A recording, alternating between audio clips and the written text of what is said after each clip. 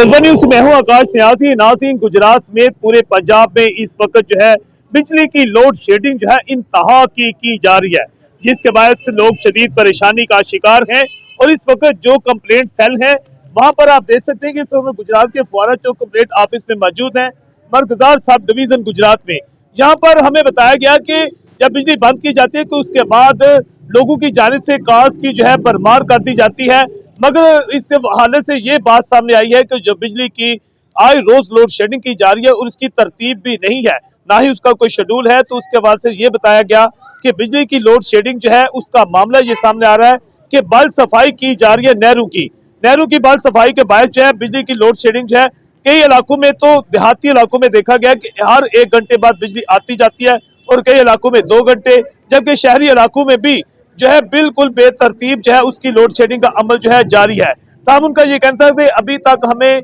कोई ऐसा शेड्यूल नहीं दिया गया कि ये लोड शेडिंग कब तक जारी रहेगी और कितनी देर जारी रहेगी, मगर इस सिलसिले में ये कहा जा रहा है कि 1 माह तक तकरीबन ऐसा लग रहा है कि शायद लोड शेडिंग का अमल जारी रहेगा। मगर उनका ये कहना था कि जो भी शिकायत हमें मिलती है इस हवाला से फौरी तौर पर जो है वापदा जो अफसरान है उनकी हदायत के मुताबिक जो है फौरी तौर पर अमल दरामद कराया जाता है और लोगों की जो शिकायत है उनका मसला जो है वो भी हल करवा दिया जाता है। जज्बा न्यूज़ से मैं हूं आकाश न्याज़।